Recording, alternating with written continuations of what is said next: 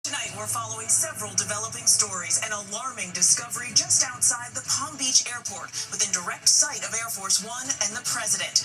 A shocking daylight heist, priceless jewels stolen from one of the world's most famous museums. And new attacks put the Gaza ceasefire to the test. We'll begin with the breaking news from Palm Beach. The Secret Service finding a hunting stand with a direct line of sight to where the president steps off Air Force One.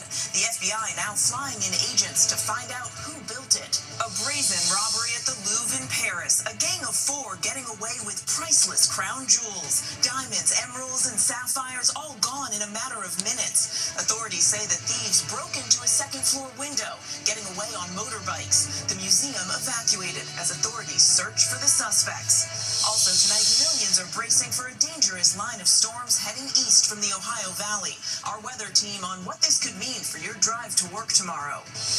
President Trump threatening to slash U.S. aid to Colombia, calling that country's president an illegal drug leader after the Colombian president accused the Trump administration of murdering an innocent fisherman in one of its recent strikes. Israel launches a new wave of attacks on Gaza as the fragile ceasefire is put to the test. Hamas and Israel accusing each other of violating the truce, which is barely a week old. Israel saying 2 of its soldiers were killed in combat. Serious new allegations against Britain's Prince Andrew. Police now investigating allegations that he tried to get his bodyguard to dig up dirt on his accuser, Virginia Giuffre. A mid-air scare as a lithium-ion battery catches fire during an international flight. What happened next?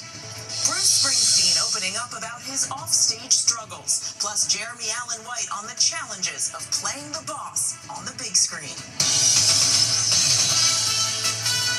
From ABC News World Headquarters in New York, this is World News Tonight. Good evening. Thank you for joining us on this Sunday. I'm Mary Bruce in for Lindsay Davis. Tonight, a shocking heist at one of the world's most popular museums. 4 suspects getting away with treasured jewels housed at the Louvre in just a matter of minutes. But we begin here with breaking news and a chilling discovery by the Secret Service. A hunting stand with a direct line of sight to where the president steps off Air Force One, found in Palm Beach.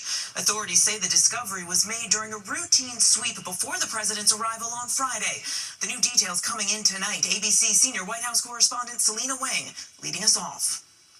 Tonight, the FBI is investigating a suspicious hunting stand discovered with a direct line of sight to the very spot where President Trump steps off of Air Force One at Palm Beach International Airport. The Secret Service says the item was discovered during a routine security sweep ahead of the president's arrival on Friday. FBI Director Kash Patel saying tonight no individuals were located at the scene, and the agency has since taken the investigatory lead, flying in resources to collect all evidence from the scene and deploying our cell phone analytics capabilities. This comes after 2 assassination attempts against the president last year. Just weeks ago, Ryan Ruth was found guilty in one of those attempts. Secret Service agents say they found him hiding in the bushes at Trump's West Palm Beach golf course, armed with an assault rifle. Take a look at what happened. The president was also shot in the ear during that campaign rally in Butler, Pennsylvania, an attack that left 1 person dead and several injured. And Mary, the president is returning to the White House from Mar-a-Lago tonight. We have reached out to the White House for comment. Mary? Selena Wang on the disturbing discovery tonight. Selena, thank you. And overseas now to that brazen daytime heist at the Louvre in Paris. Authorities say thieves targeted the popular tourist attraction this morning using a ladder mounted on the back of a truck, then fleeing the scene on scooters with royal jewels dating back centuries. Tonight, the intense search for the suspects. ABC's chief foreign correspondent James Longman reports from Paris. A gang of thieves is still on the run tonight with some of France's crown jewels after a stunning raid on Paris's world-famous Louvre. The heist taking just minutes in broad daylight.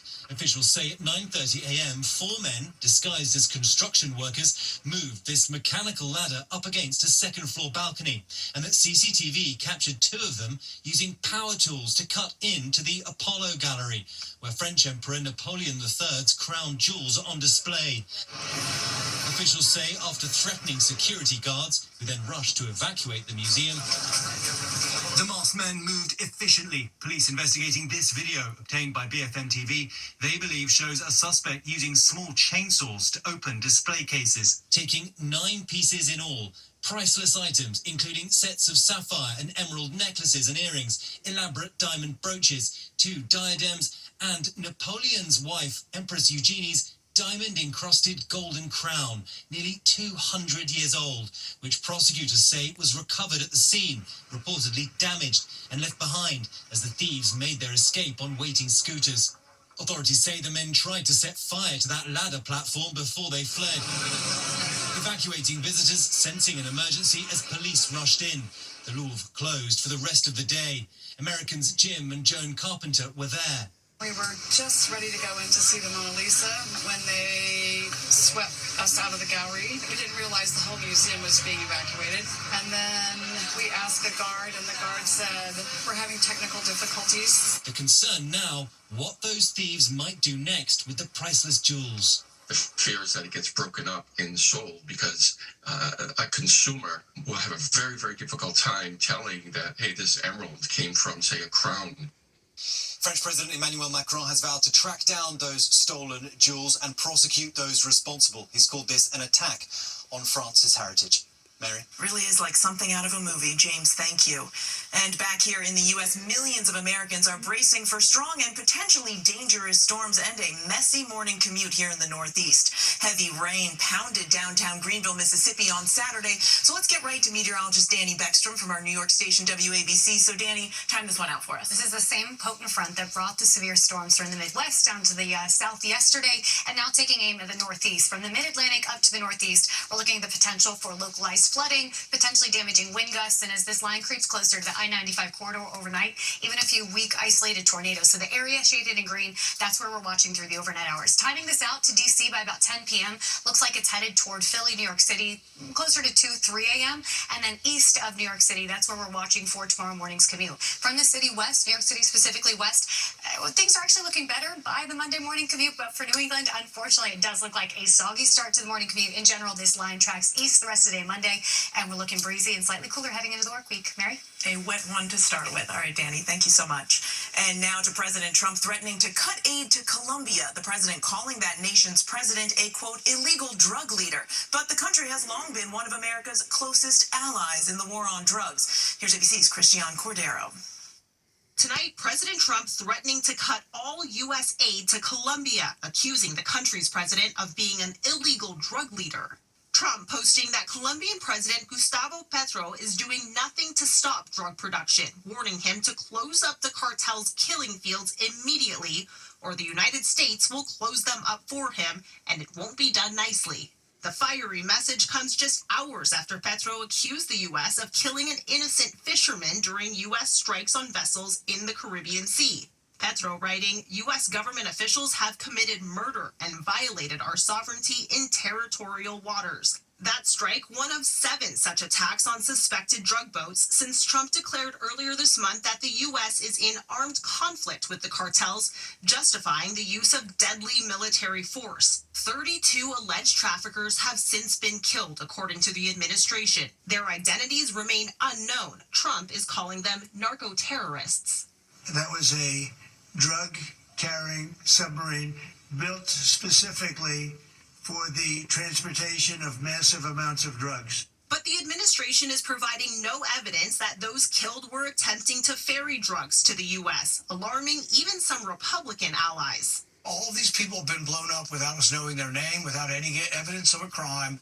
Mary, on Thursday, Admiral Alvin Halsey, the commander of U.S. troops in the region, suddenly stepped down after less than a year in the post. Neither Halsey nor the Defense Department have explained the move publicly. Mary? Okay, Christiane, thank you. And now to the No Kings protests. Millions of Americans from New York to Georgia to Texas and California and many other states and cities in between taking to the streets to protest the Trump administration's policies. It may be the largest one-day protest in the U.S. in more than 50 years. Here's ABC's Andrew Dimbert. Tonight, President Trump mocking the millions of Americans who took to the streets in peaceful protest on Saturday in what has been described as one of the largest single-day demonstrations in U.S. history. An estimated 7 million people gathered across some 2,700 No Kings rallies in cities from coast to coast, according to organizers. Trump responding via social media, posting an AI-generated video depicting a crowned Trump flying a King Trump jet, and sharing another video, first posted by Vice President J.D. Vance, showing Trump placing a crown on his head. But from Los Angeles to Chicago to New York's Times Square, a common refrain. What brings you out here today? Democracy is dying, we have to save it. Mary, this was the second No Kings Day since President Trump returned to the White House, and many protesters on the ground we spoke to say they hope to carry this momentum into the midterm elections, now just a little over a year away. Mary? Andrew, thank you. Overseas now to the Middle East and that fragile ceasefire between Israel and Hamas. Israel launching airstrikes in Gaza after accusing Hamas of violating the truce. So let's get right to ABC's Marcus Moore. And Marcus, this truce is barely a week old. The big question, can it hold? Mary, absolutely. There's some key developments tonight. Israel carrying out a number of airstrikes across Gaza today, and they also cut off aid to the enclave, but have since reversed that decision. But Prime Minister Netanyahu had already threatened to cut off aid until all of the hostage bodies are returned. Israeli officials saying this was retaliation for Hamas violating the ceasefire agreement. Over the weekend, 2 Israeli soldiers were killed when Hamas fighters attacked their position along the Yellow Line, that area where they have partially withdrawn. Now, Hamas says they have been going after criminal gangs, and that the allegation that they're violating the ceasefire agreement is a false pretext for Israel to resume its heavy bombardment. Both sides accusing each other of violating the ceasefire. And Mary, it is clear that this ceasefire, and we're only in phase 1, remains extremely fragile. Mary. Fragile and already being tested. Marcus, thank you. Now, new troubles tonight for Prince Andrew. London police are investigating claims that he allegedly asked one of his security officers to dig up dirt on the woman accusing him of sexual abuse when she was just a teenager. This just days after Andrew agreed to relinquish his Duke of York title. More now from ABC's Olivia Rubin. Tonight, with scrutiny of his relationship with Jeffrey Epstein growing, Prince Andrew now subject of a police investigation. After new allegations, he once asked a member of his state-funded security detail to investigate his accuser, Virginia Giuffre. The Met Police today saying they are actively looking into the claims made. After British media outlets reported the prince had sought to dig up dirt on Giuffre, even allegedly providing that officer with her date of birth and social security number in 2011. Shortly before news outlets published a photo showing Andrew and then 17-year-old Giuffre together. The prince later suggesting that image was fake. News of the investigation coming days after the prince gave up his royal titles and just before the release of Giuffre's new memoir, written before she died by suicide earlier this year. Giuffre had long claimed Epstein trafficked her to have sex with Andrew when she was 17, writing in her memoir, Andrew, quote, believed having sex with me was his birthright. He knows exactly what he's done, and I hope he comes clean about it. The prince has vigorously denied the allegations against him, paying out millions to settle Giuffre's claims, but not admitting any wrongdoing. He stepped back from his royal duties after denying he knew Giuffre in this interview with the BBC. I have no recollection of ever meeting this lady. None whatsoever. You don't remember meeting her? No. Now, there could still be more to come here for the prince, sources telling ABC News there are more of his emails contained in the so-called Epstein files, which could be embarrassing for the prince if they become public. Mary. And big questions remain about whether those full files will ever be released. Olivia, thank you. And now to a mid-air scare after a lithium battery caught fire, filling the cabin with smoke during an Air China flight heading to South Korea. The plane forced to make an emergency landing. So let's bring in ABC's Morgan Norwood. And Morgan, what more are you learning tonight?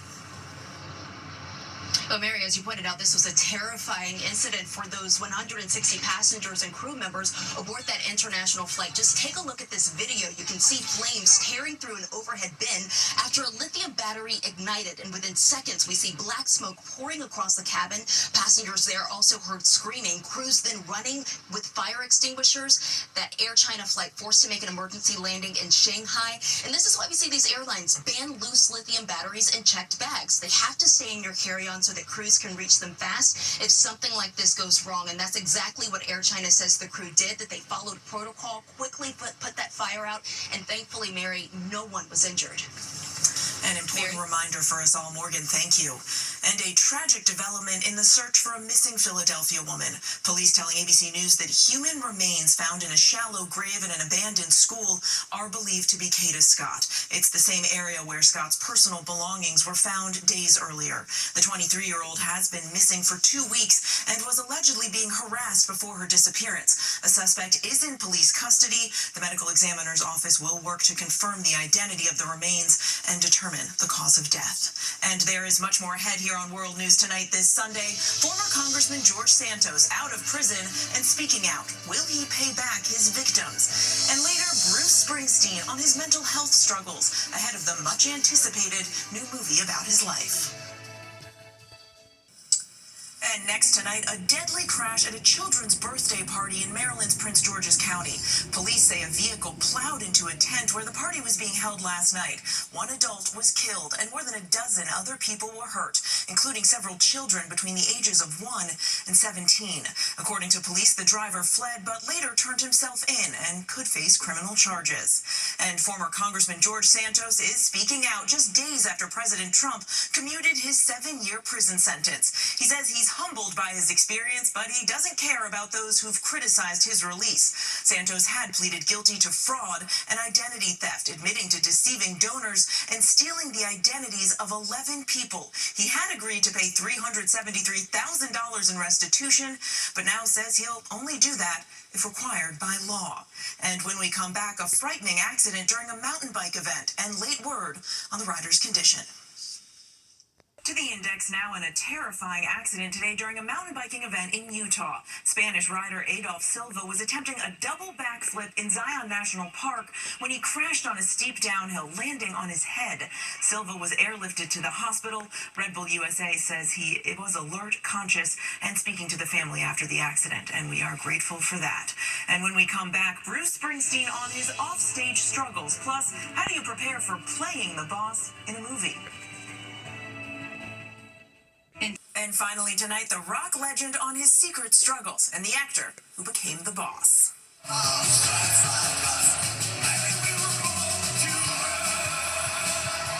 This is often what comes to mind when you think of the boss.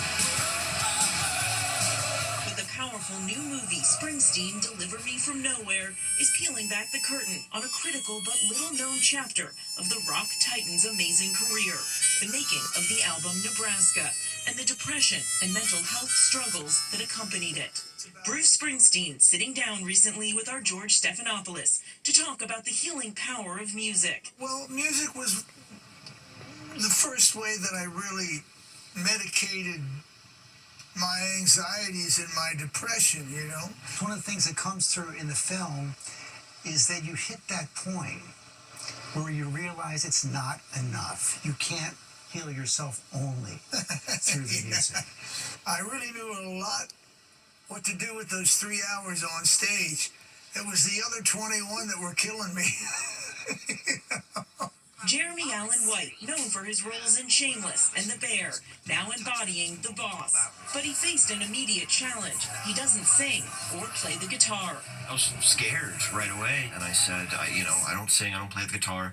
Are you sure you don't want to cast somebody that, already knows how to do these things? He spoke to our Lindsay Davis about overcoming those hurdles. When I spoke to JD, my guitar teacher, I said, hey, I'm really excited to learn how to play the guitar. And he said, you're not going to learn how to play the guitar. You're going to learn how to play these Bruce songs. I only know the chords necessary for really the album of Nebraska, which is only 4 or 5 chords. And then in singing, it was like, all I want to do is sound like Bruce. Springsteen himself, a sounding board throughout filming. I had his support the whole time, and that was very, very important. I couldn't have done it without his guidance. What kind of pressure did you feel to do him justice? I had some trepidation going into it because I just know how beloved he is. I recorded the majority of the album Nebraska, and Bruce listened. And he called me and he said, you sound a lot like me. You don't sound just like me. You're making the song your own. And you can watch George's full interview tomorrow on GMA and Lindsay's interview on ABC News Live Prime. Thank you for watching. I'm Mary Bruce. Good night. I'm Jack Chitter.